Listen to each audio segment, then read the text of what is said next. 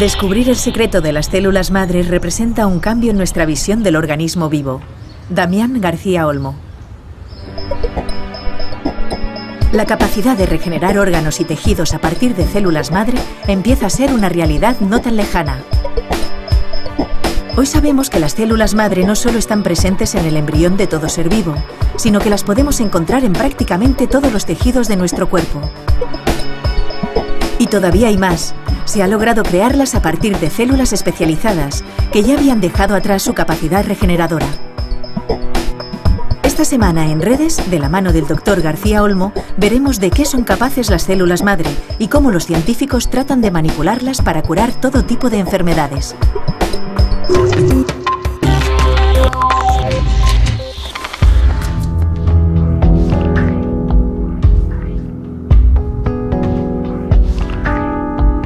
La historia que explicamos en este programa empezó hace mucho tiempo.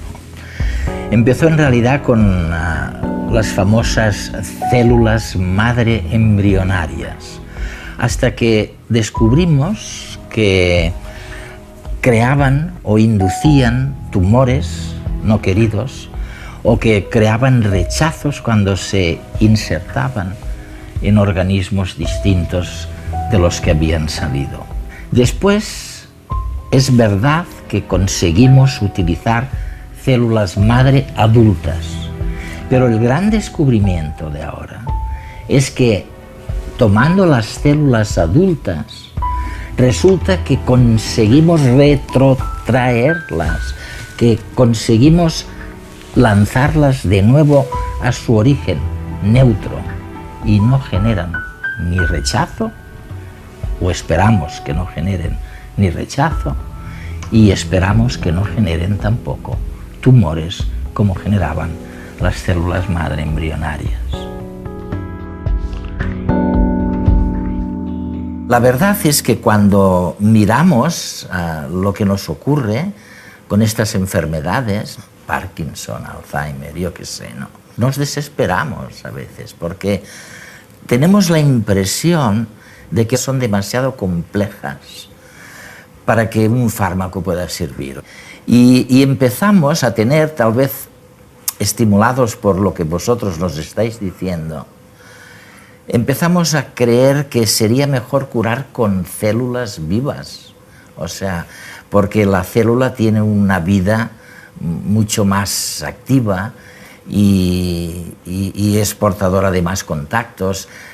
¿Por qué? ¿Por qué estamos convencidos de eso? ¿Y es verdad que va a ocurrir esto? No sé, bueno, Eduardo, yo creo que la idea de curar con células es una idea revolucionaria y es una idea pura del siglo XXI, digamos. La posibilidad de utilizar un medicamento vivo es algo que nace con el siglo, ¿no? Con el siglo en el que estamos, ¿no?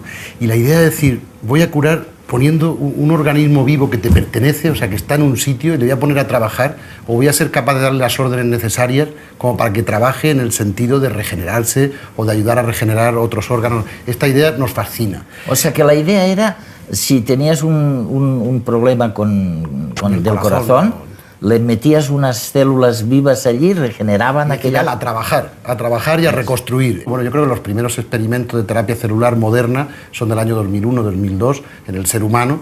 Y ya digo, y la idea era decir, bueno, ala, que regeneren. Y se creó el término de medicina regenerativa. Pero verdaderamente es un término más utópico que real. Ajá. Porque en este momento no hemos conseguido que las células regeneren prácticamente nada, pero hemos avanzado mucho en aprender cómo funcionan las células y qué ocurre cuando las cambiamos de sitio y las ponemos en un sitio distinto y queremos que hagan algo, pero no lo hacen, pero hacen otra cosa que nos puede venir bien, un efecto terapéutico que nos puede venir bien, estas cosas. El descubrimiento de que el propio cuerpo es capaz de regenerarse mucho más allá de la mera curación de heridas nos fascina. La ciencia ha descubierto que existen unas células capaces de producir casi desde la nada aquello que necesitamos. Como hormigas reina en un hormiguero, Las células madre dan a luz a millones de nuevas y minúsculas trabajadoras al servicio de la comunidad. A partir de los años 60 del siglo pasado, se han ido localizando cada vez en más tejidos estas precursoras de quienes somos. Sin embargo, el camino para llegar a ellas no ha resultado sencillo. No fue hasta 1998 cuando se logró aislar las primeras células madre en un laboratorio, células procedentes de la masa celular interna de un embrión de 4 o 5 días de edad. Su capacidad para dar lugar a todos los tipos celulares de un adulto es enorme y pueden mantenerse en condiciones de cultivo de forma indefinida. Una nueva vía se abrió.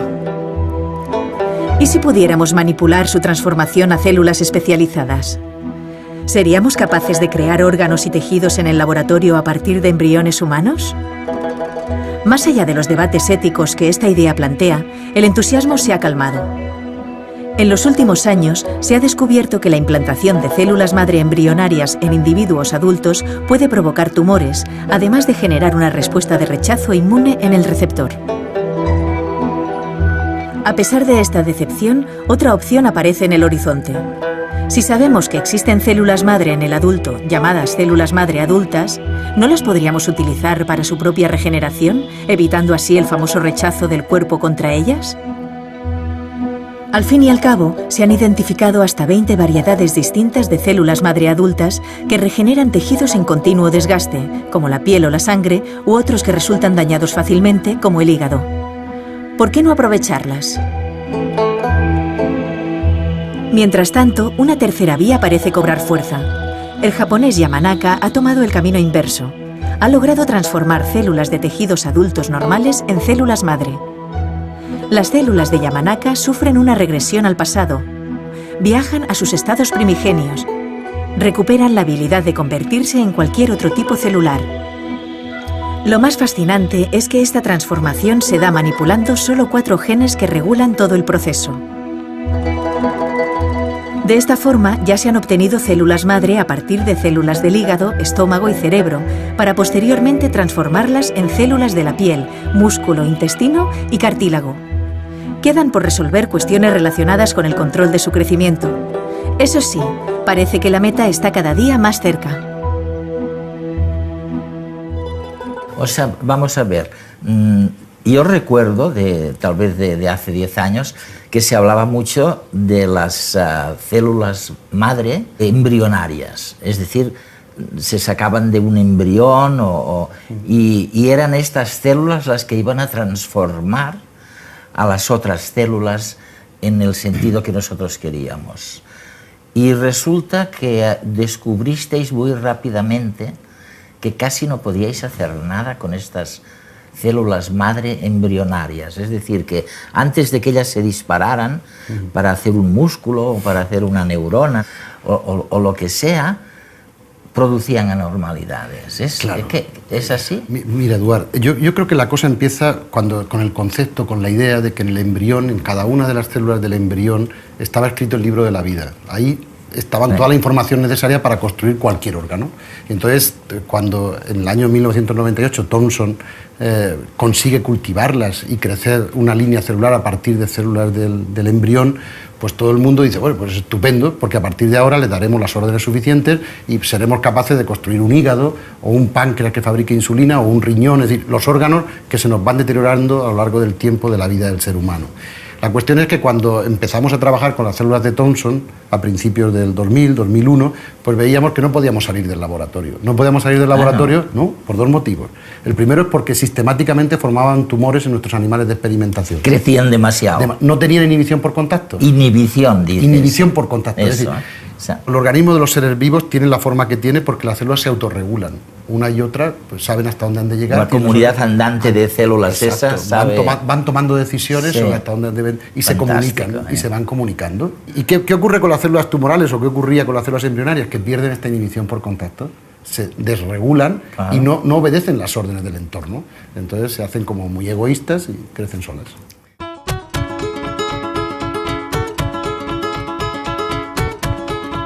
Al principio, la vida era muy sencilla. Células individuales compitiendo por la obtención de recursos. Más tarde comenzaron a cooperar y aparecieron los tejidos complejos formados por miles, millones de células trabajando en equipo. Pero ¿cómo se ponen de acuerdo para coordinarse? La tarea no parece que sea coser y cantar. Y sin embargo, algo sí tiene que ver con el coser. Solo gracias al microscopio electrónico, que nos permite ver imágenes más pequeñas que la milésima parte de 1 milímetro, se ha logrado detectar las costuras que unen a las células y permiten que colaboren entre sí. Las células son como sacos colocados unos junto a otros, y cada uno de ellos tiene una vida independiente. Sin embargo, existen uniones entre ellos que conectan sus esqueletos internos.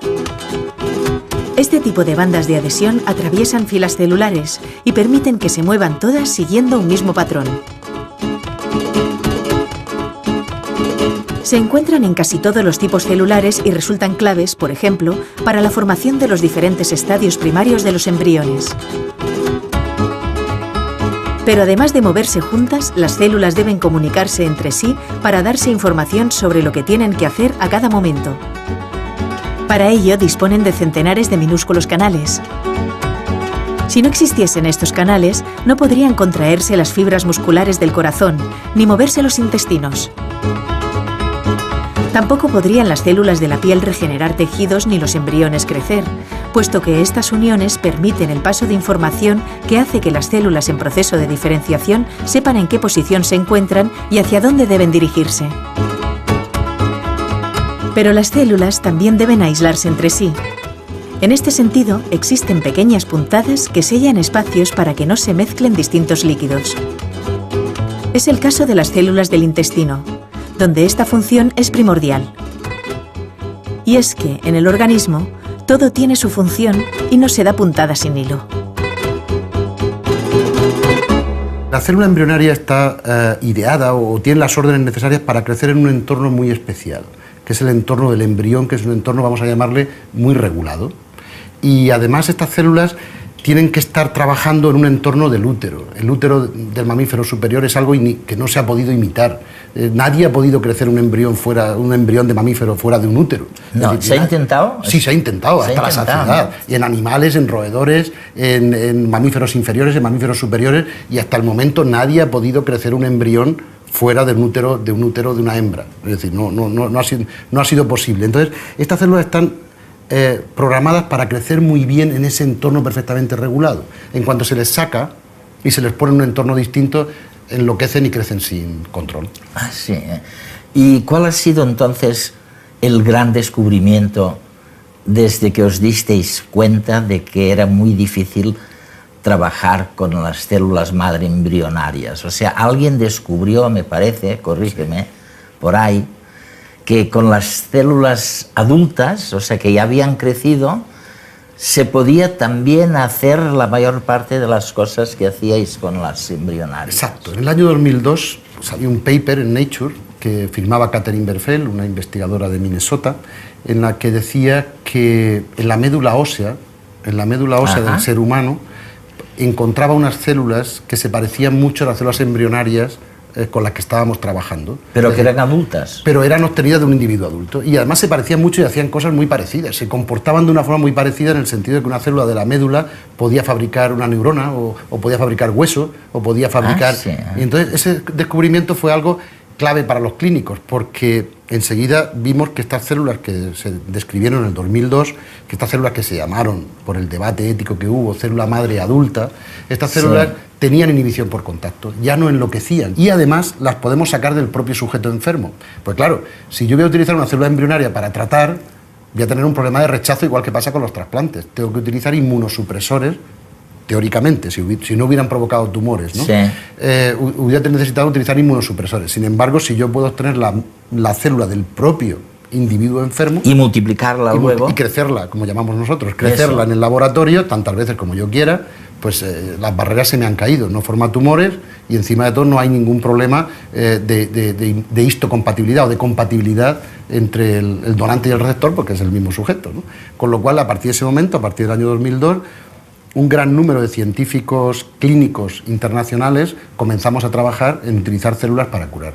Y este fue el cambio. Oye, y en esto es en lo que en España constituimos una especie de avanzadilla científica, o sea, estamos realmente en la vanguardia, ¿no? Sí, sí, sí. ¿A qué se ha debido el que estuviéramos? Yo creo que una circunstancia, en España hay una comunidad científica muy importante. A pesar de que no hubo una revolución científica, decimos, ¿no? Sí, pero yo creo que en España quedó una buena escuela de bioquímica, una buena escuela de biología celular. Esto. Y yo creo que la comunidad científica de pronto se dio cuenta de que era un nuevo producto terapéutico, que era algo en el que podían... Y en ese dinamismo tuvimos la suerte, yo creo, de que se fundó un grupo en el Instituto Carlos III, que es la red Tercel, de terapia celular española, sí. Una red en la que nos unimos los básicos y luego nosotros, los clínicos, cirujanos, médicos internistas o gente que está trabajando con pacientes. Entonces los clínicos lo que hicimos fue intentar transferir el conocimiento del laboratorio a nuestros pacientes. Ahora me gustaría hablar un poquito de una cuestión en la que sois, estáis en la cabeza, pero en donde todavía utilizamos a la célula como un fármaco, sí, ¿no? Eso es. Y estoy hablando de las famosas fístulas en la parte rectal del organismo humano, pero también con posibilidades de ampliar un día eso, sí. Me corriges, a cosas cardíacas o a ictus cerebrales, ¿no? Vamos a ver, ¿en qué ha consistido el gran paso adelante que habéis dado en la utilización de células madre adultas, no para transformar a otras células, sino para curar, sencillamente, sí, fístulas? Esto ha sido, digamos, todo el trabajo de nuestros 10 últimos años. Nosotros quisimos aprovechar nuestros conocimientos del grupo de investigación básico clínico para transferirlo a la clínica. Y yo dirijo un grupo de cirujanos y uno de los problemas centrales de la cirugía es la cicatrización. Los pacientes que van mal en cirugía es porque fracasa su cicatrización y no tenemos ningún control sobre ese procedimiento. Nosotros operamos a un paciente o un cirujano junta los tejidos, da puntos y espera 7 días a ver si han pegado o no han pegado, pero no tenemos ningún control efectivo sobre esto. Y lo que sí que sabemos es que la cicatrización comienza con la llegada masiva de estas células justamente al foco clave o al punto clave de cicatrización.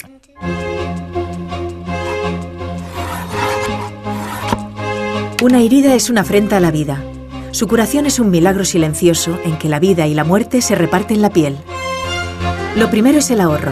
La sangre es muy valiosa, así que no se debe perder. Inmediatamente tras la agresión, las plaquetas se vuelven pegajosas y se juntan para formar un tapón. Antes de nada, hay que limpiar la zona dañada. En 10 minutos, los vasos se dilatan, permitiendo la llegada de agua y proteínas. En 1 hora, los glóbulos blancos también estarán aquí, ocupando la zona durante 3 días, tiempo en que matarán bacterias, eliminarán residuos y romperán los viejos tejidos dañados con la intención de dejar sitio para los nuevos. Tras hacer su trabajo, glóbulos y plaquetas se suicidarán o serán devorados por otras células en 2 o 3 días. El primer requisito para construir es tener una buena vía de entrada para los materiales que se necesitarán. Así que aparecen nuevos vasos sanguíneos desde los que llegarán el oxígeno y las células que darán lugar al nuevo tejido. Los fibroblastos, como sufridos arquitectos, construirán un esqueleto de colágeno que sustente la nueva estructura y le dé resistencia. Esta red servirá de superficie de adherencia, crecimiento y diferenciación de las nuevas células de la piel. Folículos pilosos, glándulas sudoríparas y sebáceas cubrirán la herida desde los bordes, creciendo 17 veces más deprisa que en un tejido normal. El tamaño de la herida disminuirá a cosa de 1 milímetro por día. Acabado el trabajo, todas las células sobrantes y los vasos auxiliares se suicidarán. Y para acabar, el colágeno se interconectará, ordenando y aumentando la resistencia del nuevo tejido, en un proceso de reparación que requerirá de 1 año o incluso más.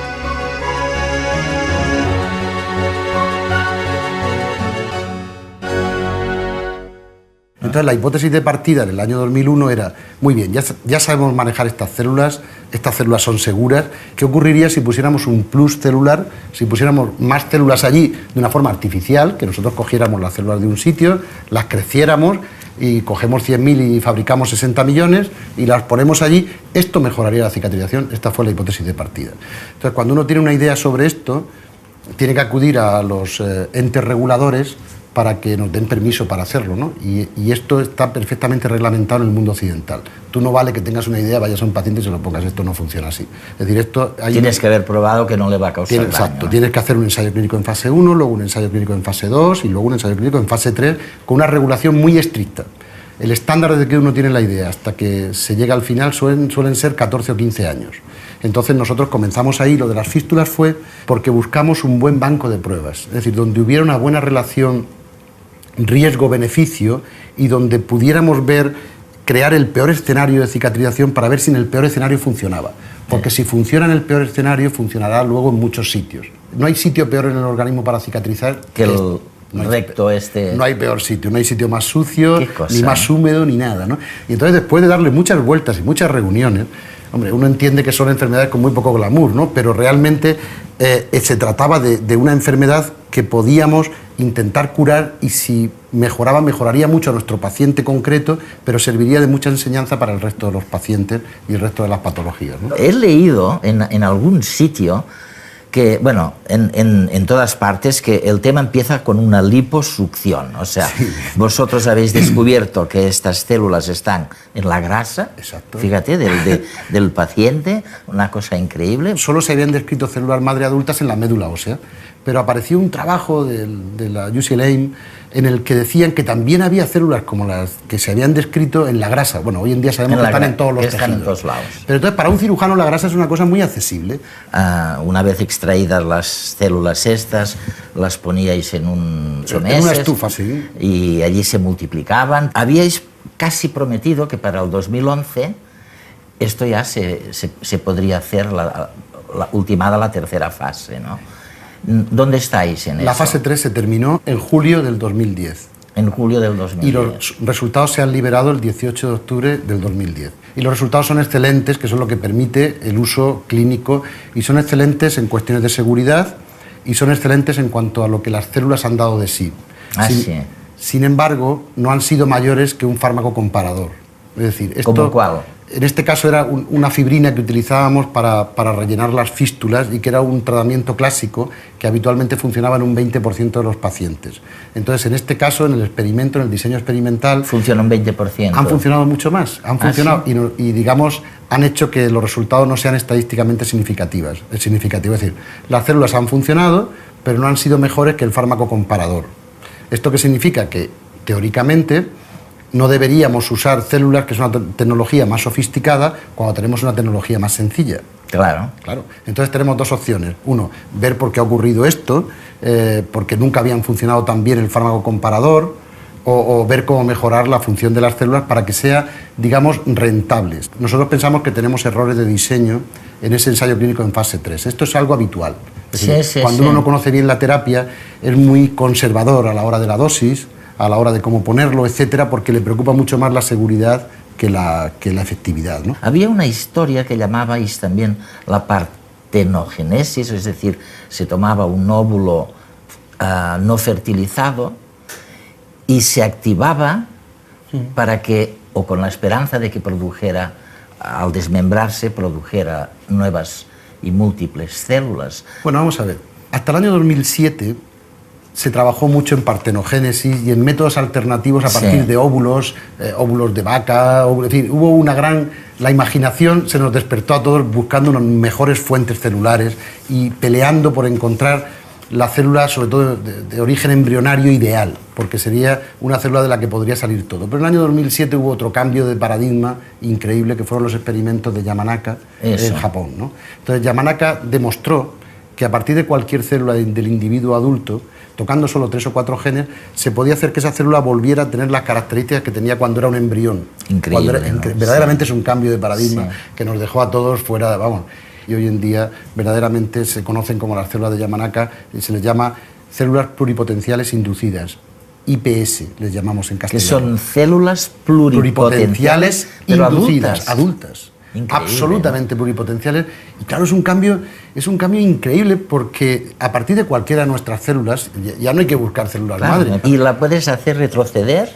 Se le puede hacer retroceder a célula embrionaria y a partir de ahí se comporta igual que una embrionaria, o de una forma muy, muy parecida a una embrionaria. Con los mismos problemas. Con los mismos problemas. Tumores, pero ya no de histocompatibilidad, puesto que puede sacarle al propio enfermo su propia célula.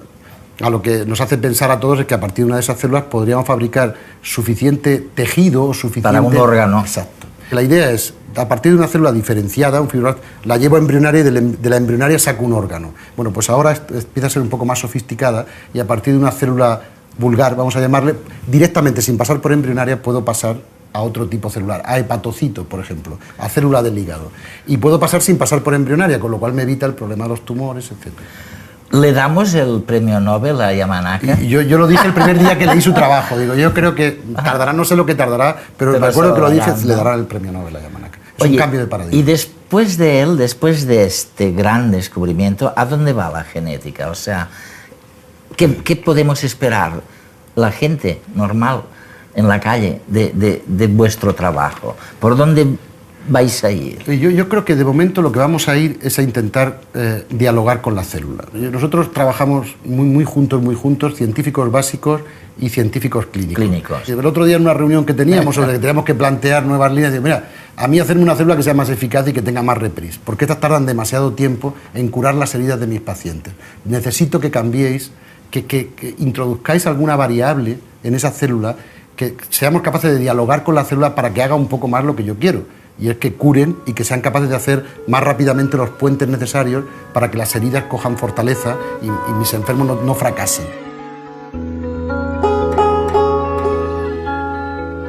En este programa hemos podido constatar la importancia, el impacto tremendo que van a tener lo que llamamos los proyectos translacionales, es decir, aquellos proyectos que inciden sobre la vida cotidiana antes de lo que se esperaba, porque es obra de un grupo de científicos multidisciplinar en el que participan tanto clínicos como investigadores.